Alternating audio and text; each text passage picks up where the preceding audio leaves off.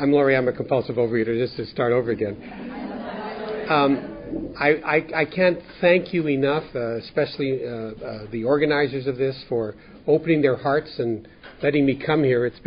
I've been here since Tuesday, and I'm overwhelmed by the help and everything I've received. So I want to thank everyone very much for that, and the opportunity and also the challenge of speaking to people from so many countries with English as, for most of them, their second language, is a challenge as well as an opportunity. Can you hear me? Is this fine? Yeah. So I'm a guy from Canada. I'm from a small, well, it's a big country, but it's a small group of people in the middle of Canada, not even from a very large city. And to be able to carry the message to the compulsive eater who still suffers it's just a privilege.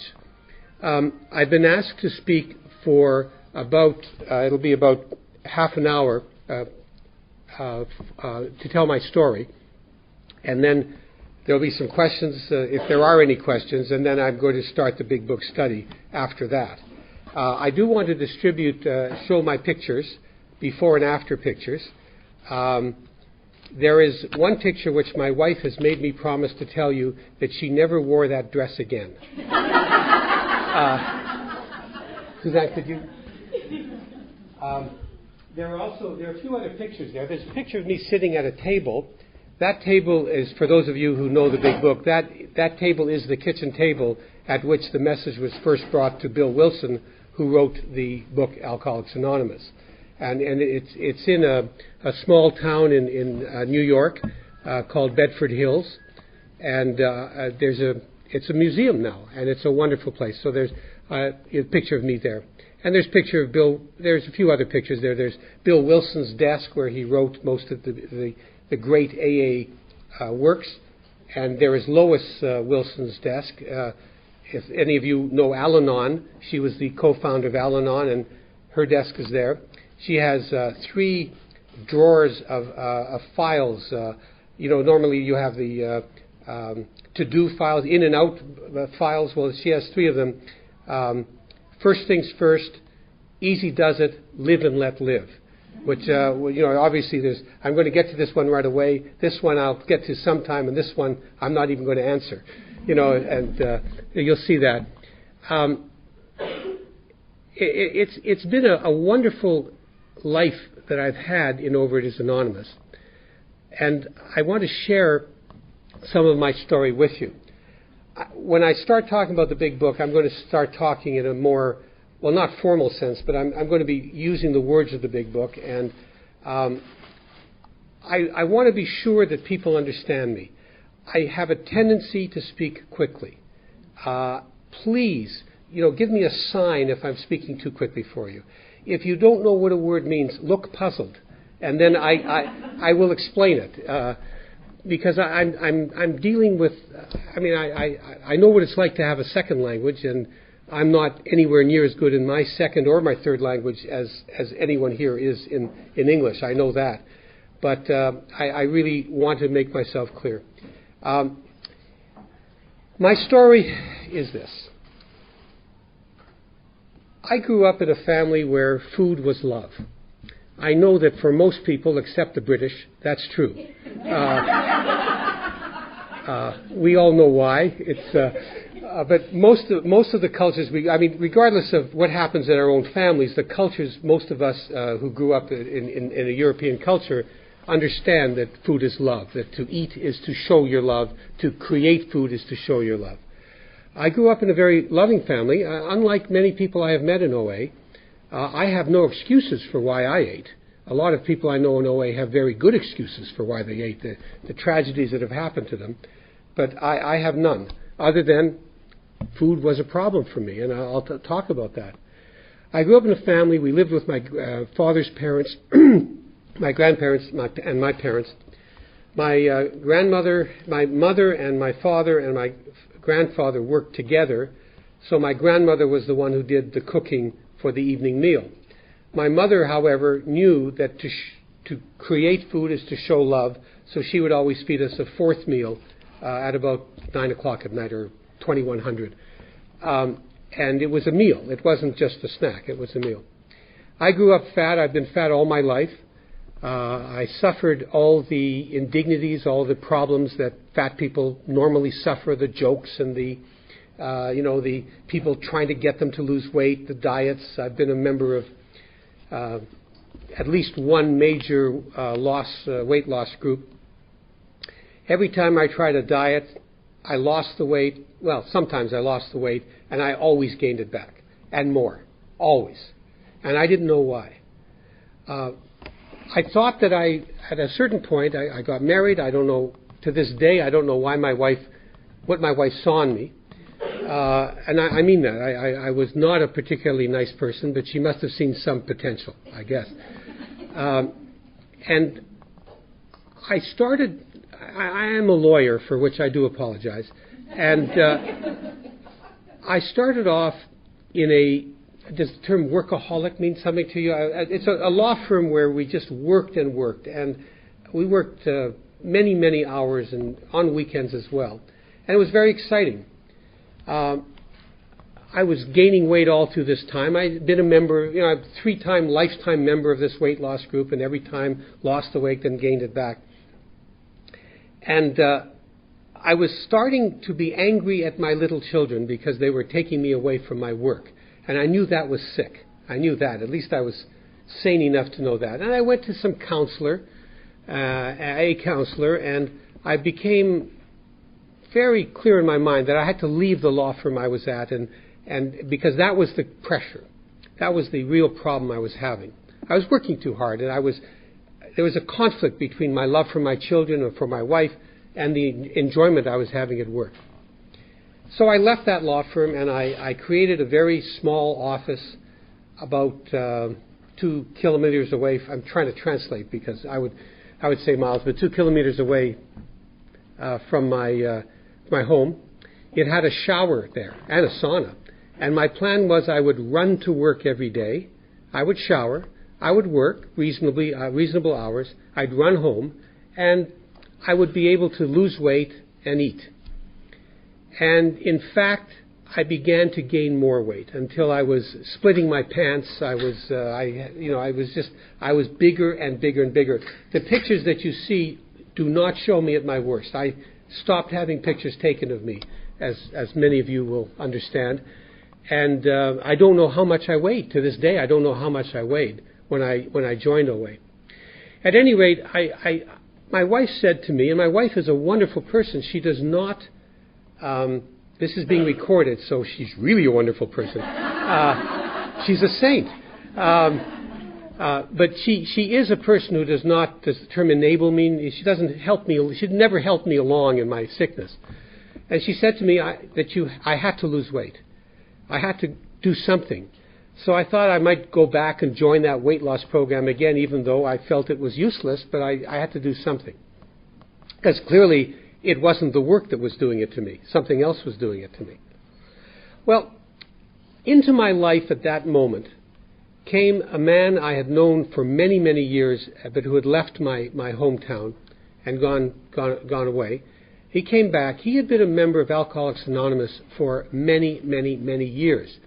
At the age of 19, he had been a drunk for 5 or 6 years. And he had been in the gutter, in jail. He looked big. He was a very big man. And he had found Alcoholics Anonymous, and he changed from being a grade 9 dropout to a PhD, and he was an amazing man. He introduced me to all these amazing members of Alcoholics Anonymous who had what I like to think of as eyes that you can dive into. They're so deep, they're so understanding, they've lived life. And all of these people had been in the gutter, on the streets, and raised from the very street into an amazing life. I envied them. I wanted to be an alcoholic, just so I could have what they had. Happily, I guess for me, alcohol does not agree with me. I love the taste of wine and beer, good beer, and not so good wine, but good beer. But I cannot drink more than a glass of each before my body begins to say enough. As much as I like the taste, I don't like alcohol. So I could never become a member of Alcoholics Anonymous.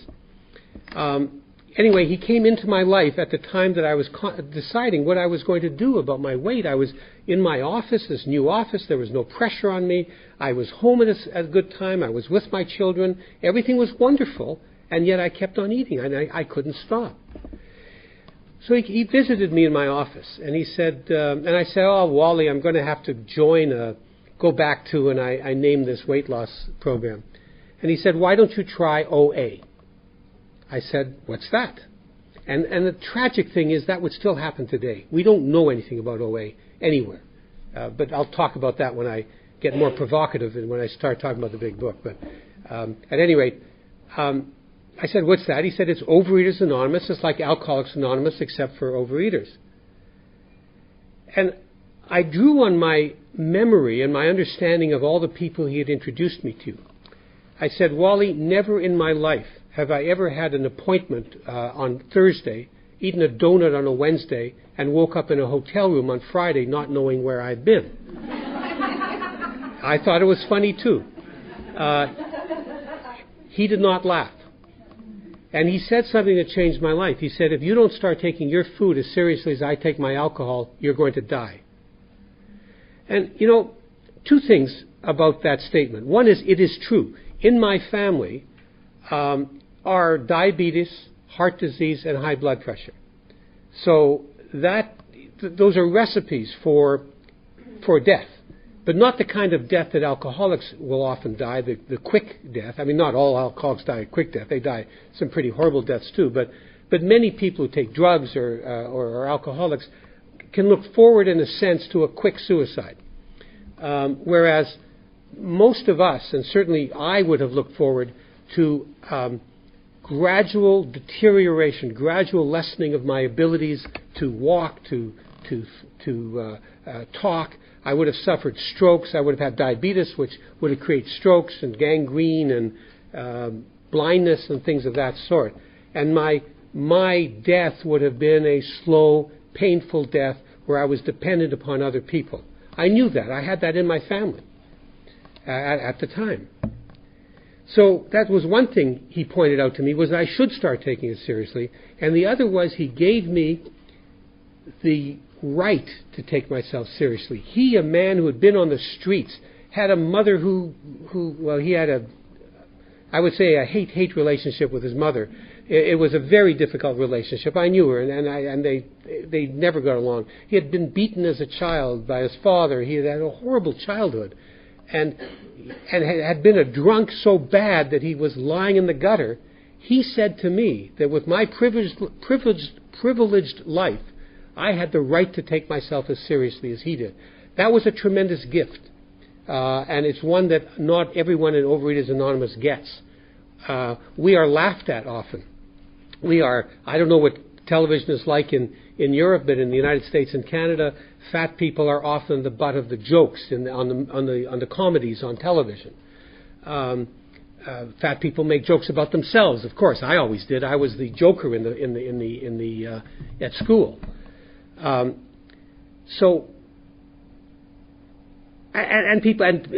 Doctors have not yet taken us as serious. They're beginning to, because the problem with obesity and compulsive eating is becoming so important in the United States and Canada, and probably it's coming here as well. We were in the airport that in my hometown of Winnipeg, Canada. The wheelchairs that they use to get people into the airplanes are now almost twice as wide as they used to be. And they have new hospital beds all over Canada and the United States because of the problems. But doctors still haven't treated it as an illness. They still haven't treated it as something to be treated other than with drugs. It doesn't have the same cachet, if I may say that, as Alcoholics Anonymous or Narcotics Anonymous. So he gave me the ability to treat it seriously. I went to my first meeting on February the 11th, 1986. I wanted a men's meeting because I had gone to a men's meeting at the weight loss program, and I knew that the women's meetings were much more emotional, and I wanted a more serious kind of meeting. They told me there were no men's meetings. They didn't tell me that, as this group here shows, there weren't many men either. in the United States and Canada, it is a joke to say that the real reason why it's good to be a man in OA is that you can get to use the bathrooms easier, the toilets easier. But that's not true here, where the toilets are unisex, which is nice. So I went to my first meeting, and there was a speaker there. She was 70 years old. She was a housewife, had probably not gone more than grade 11 or grade 12 or something like that. I have a BA, an MA in English. I studied philosophy. I became a lawyer. I have a Bachelor of Laws. What was she? I was in business. What was she going to teach me? I was a very hard sell. She spoke. It took 3 minutes before I realized that I was no longer alone. And I was no longer alone. I didn't even realize I was alone, and now I realize I was no longer alone. I had been surrounded, and I mean that, I had been surrounded by people who loved me and whom I loved. And yet I know that I was always different. I always felt different. I was a member of all kinds of groups. I was never embarrassed to be part of any group, but there was always a part of me that was observing me as a part of the group and never being a part. And here was a group where a 70-year-old woman made me feel at home and made me feel as if we were the same. And that was magic to me. From 1986 to about 1993, I never stopped coming to the program, but my history, and I'll talk a bit more about it when I start talking about the big book as well, my history was one of recovery, relapse, over about 6 or 7 years. I know why. I made 2 major mistakes, and I stopped making them around 1993, and I haven't made any mistakes since. So from 1993 to the present time, I have been abstinent, I've recovered. I'm a different person from what I used to be. I won't talk too much about those 6 or 7 years. I will talk about them later on when I do the big book study. But I ended up working the steps. When I was challenged, and I'll talk about that on Sunday when I talk about step 12. I was challenged by the shyest person in the room about what was happening to me. Something that does not happen often in OA, in my experience at any rate. I was challenged, and I began to realize I had to get straight. Something was happening to me. I'll talk a bit more about this, but something was happening to me. I was clearly on track. I was clearly doing what was being required of me. I was getting some strength. And I was asked to sponsor a man who had just joined the program. So I met with him. And I asked him what his history was, and he said that he had been a member of Alcoholics Anonymous for 15 years, had been sober for 15 years. And I said, well, I've been a member of OA for 6 or 7 years. I don't remember when it was, but 6 or 7 years, and I haven't been abstinent for all that long. Why don't you tell me how you sponsor people in AA, and maybe we can work together. You can help me, and I can help you. I can bring you whatever experience I have in OA. You can bring whatever experience you have in AA, and we can sponsor each other or help each other. So I said, how do you sponsor? He said, I read the big book. Now, how many of you don't know what the big book is? Okay, well, the big book, as you know, is Alcoholics Anonymous. I mean, that's what the subject of this whole workshop. But some people, when I do these workshops, don't know what the big book is. And I'll talk more about it as a book. But I said, oh, you read the big book. Well, I read it too. You should see my copy of it. I have black underlining. I have yellow highlighting. I have red highlighting. He said, no, I read the big book. I said, I read the big book too, you know. And he explained that he had been a student of, in a sense, a student of 3 people in AA named Joe and Charlie. There were 2 Joes and 1 Charlie. And they've come to Europe, and I don't know if any of you have ever seen them, but have any of you ever seen? Yeah, they came to Denmark. And I don't know which Joe came, because the first Joe was African American, the second Joe was Caucasian. So I don't know which one came here. But when one Joe retired, Charlie got another Joe. And then my friend had also studied in Winnipeg with another man named Blaine, who was a student of Joe and Charlie's and was a big book fanatic. He introduced me to those people, And I started to work the steps the way they had taught him to work the steps in AA. I was able to bring what I could about OA, and we worked the steps together. Neither of us had recovered. Neither of us was, in a sense, qualified to be a sponsor. What we had was each other and the big book. And we worked the steps together, and we recovered together. And it was that passage, that path, that I'm going to tell you about as I go on. So I worked the big book.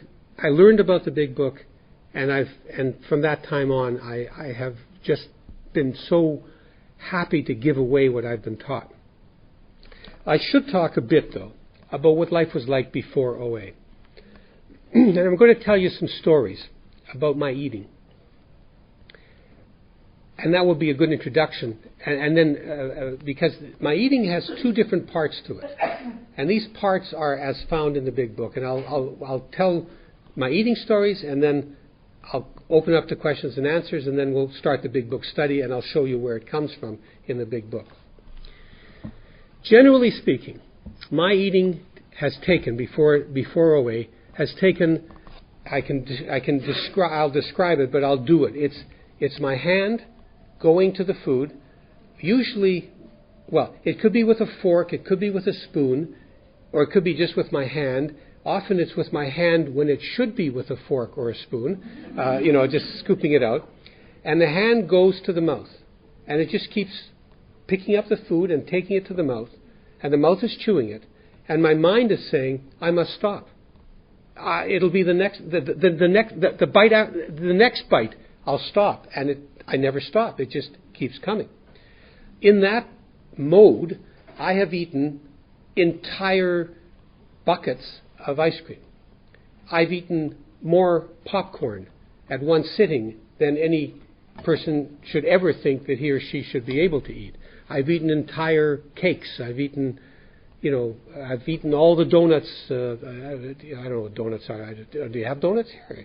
Yeah, okay. I'm sure they're better here. It's one thing. I'm sure the food is better here. Susie took me to. We went to Helsinger yesterday, and she took us to an ice cream store. I forgot the name of it, where this famous ice cream is made. And the miracle for me, and it's a miracle that means nothing to my wife, but it means everything to people in OA. I didn't even want it. I didn't want to try it.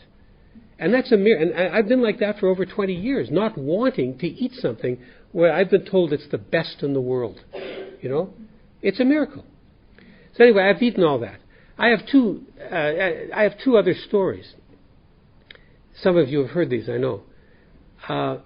I'm Jewish, and Hanukkah is a holiday that comes around Christmas time, or actually Christmas comes around Hanukkah time.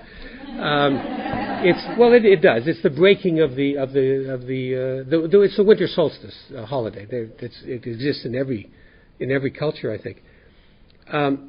It's called the Festival of Lights, but for reasons connected to the holiday, because it celebrates a miracle where a flask of oil that was supposed to last to keep a candle lighted for one day actually continued to be lighted for 8 days, to be lit for 8 days, because it was the eternal flame. So it celebrates not just light; it also celebrates grease, and all the food, fat. All the food is fat. That's traditional. My mother had cooked a goose. A goose is a very fat bird. We had eaten that. We had eaten there are pancakes that are traditional, that are deep fried, and they come with goose fat on them. And it's just, it was, and we had desserts. I don't even remember what the dessert was. I don't remember the whole meal. I was sort of in a daze when it finished. I had never been any fuller. I was very full. I was really packed. And a group of people had been invited. It was a festive dinner, and they were in the living room, and I wandered into the kitchen to get a diet cola, a diet drink, which I've always loved the idea of. As if that would keep me thin. And I saw the goose carcass. That's a word that people know. The goose carcass sitting on the cutting board, and the goose skin was draped over it. The goose is so fat, at least the goose my mother served was so fat, that the goose skin had just slipped off. Unlike turkey or chicken, where the skin actually sticks to the meat, it had just slipped off. So there was this goose skin. And I said to myself, I really love the taste of goose skin. I'm so full, I can't eat it. But I'll have a bite, just to say I've had it. Because I knew my mother would throw it out. And I picked up this skin. It was still hot from the oven. An hour and a half later, it was still hot. That shows you how much grease there was on it. And I picked it up, and I took a little bite, trying to tear the piece away. I didn't know, but goose skin is very, very tough. I couldn't tear it off. So I put a bit more in, trying to find a weak spot. And I put a bit more on. I couldn't find the weak spot. I put a bit more in. And my memory goes away at this point, but I wake up, in a sense, and I've got the entire skin in my mouth. My cheeks are bulging like a squirrel's. It's just, the fat is spurting out of me as I'm chewing. It's burning the inside of my mouth because it's so hot, and I can't stop it. I'm chewing until finally all the fat's gone, just the skin is left. It still doesn't break up, and I swallow the skin. And now that's disgusting. I'm going to tell the most disgusting story. I went to a small, it doesn't matter where I went, but I lived in residence in a college in the United States. And I came back, there was a spring break. It was in Minneapolis. Had any of you ever been in Minneapolis? It's a good Norwegian place, for those of you from Norway. Lots of Norwegians there.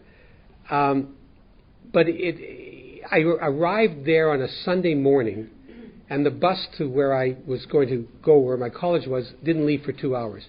So I wandered about for an hour in the worst part of Minneapolis at that time, a really tough part. But it was Sunday morning, you know. So I was wandering about, and I saw a sign, something like 2 eggs, 2 pancakes, sausage, bacon, coffee, hash browns, fried potatoes, 39 cents. This is back in 1963 or 64. It's a good price then. Good price now. I went in. It was a horrible place. It was filled with smoke, cigarette smoke, and people coughing and hacking and clearing their throats. They had all been up all night. They were just sitting there drinking coffee, not talking to each other. They clearly had been drinking. But I found a seat on the counter, and I sort of was in between some people, and they gave me my food, and it was awful, but I had already had breakfast on the train. I was eating it. It was greasy, very greasy. I was just eating it and eating it. Suddenly the man to the right of me vomits onto his plate. Vomit, you know what that means, right? Okay. And then he faints, and his head goes right into the plate. And here's the test. What did I do? I kept eating. Now this is sick. This is not normal behavior. My wife has never heard that story, because if she ever did hear that story just before a meal, she would not eat, because the thought of it would keep her from eating. Most normal people are like that. Once they get a nauseating story, will stop them from eating. There's something very different about me, and those are some of my eating stories. Now I'll tell you my other eating stories. That's one part of my problem. The other part of my problem is that all my life I gave myself excuses for beginning to eat again. All my life. Once I was thin once in my life. I lived in Chicago for a year. I was studying there. I didn't have a lot of money. I walked everywhere. I didn't eat much. I didn't have much money for food. And after that year, I came back to live with my loving family with all the food. And I said, I'm thin now. I can eat. My favorite dessert at that time was bananas and cream. Now, I'm sure most people don't know this, but it's a way of eating bananas and cream. You cut up bananas, and you slice them up in a big bowl, really big bowl. And then you take cream and you pour it up to the top of the bowl. And then you take sugar and you pour it all over everything until it rises above the cream. Then you quickly eat the bananas, And now you have flavored cream, sugared cream. And that was one of my favorite desserts. So I said, well, I'm so thin, I'm not just going to have cream, I'm going to have Devonshire cream from England. That's the cream that is so thick that it comes in cans. And if you shake the can, it turns into butter. It's 90% fat. So I went to the store that sold it. Not many places sold it. I put it in the refrigerator, and I got it cold, and I got the bananas. I took a spoon out. Like, you can't pour it. It's so thick. I just took the spoon out, put it on top of the bananas, put the sugar on, took a bite, and I got nauseated. I couldn't eat it. It was too fat. I had not had fat for so long that I just couldn't eat it. What would a reasonable person who had been fat his entire life have said at that point? Thank God. Right? If I were sane, I would have said, this is the point at which I no longer have to eat what I've been eating. It makes me nauseated. Why would I eat that? It's not what I said. I said I'd better get into training. I will start with 2% milk. I'll go to 3.5% milk. I'll go to 10% cream. And I'll go to half and half. And finally, I'll have my Devonshire cream. And I did. And I gained all the weight back and got worse. That's sick. There's something wrong. So on the one hand, I have something in which my body keeps telling me you have to eat. And the other one, I have a mind that keeps giving me permission to go back. And that mind comes out in many different ways. It comes out and it says, you're very sad. It's good to eat. You're very happy. It's good to eat. You're alone. You're lonely. Eating will make you feel better. Too many people are around you who love you. Too much of a responsibility. Eating will make you feel better. It's an easy way to commit suicide because no one will ever, my wife will never blame herself for my eating. If I committed suicide, really, she would blame herself somehow. But this way, she wouldn't blame herself. They made it for me especially. How can I refuse it? I don't know if it's ever happened to you. I'll never have this again. That ice cream store. I mean, I'm never going back to Helsinger. How can I not eat it? That was a thought that I used to have. Everyone's looking. How will it look if you don't eat it? That was another excuse I gave. I had many excuses. I'll go through a few more later on. But my favorite excuse is, I've been good for a year. I've been good for 6 months. I've been good for 3 months. I've been good for a month. I've been good for a week. I've been good for a day. I've been good for an hour. I've been good for an hour. I didn't eat the bun at the mealtime. I can have the cake now.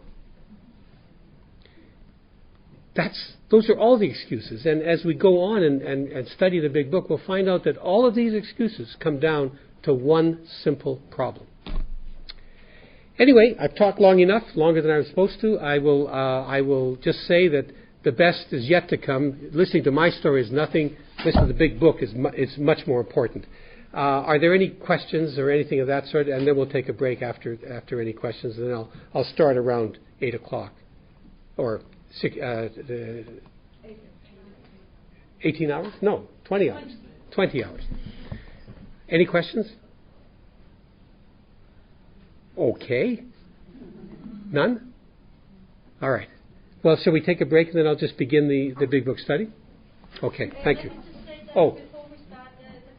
Okay, yes, that's right. In the break, I should tell you, there is a website where you can get all of these things, oabigbook.info, I-N-F-O. So information about the big book in OA, oabigbook.info. And there are forms here for which you take one of only, please, which I will be using throughout the big book study.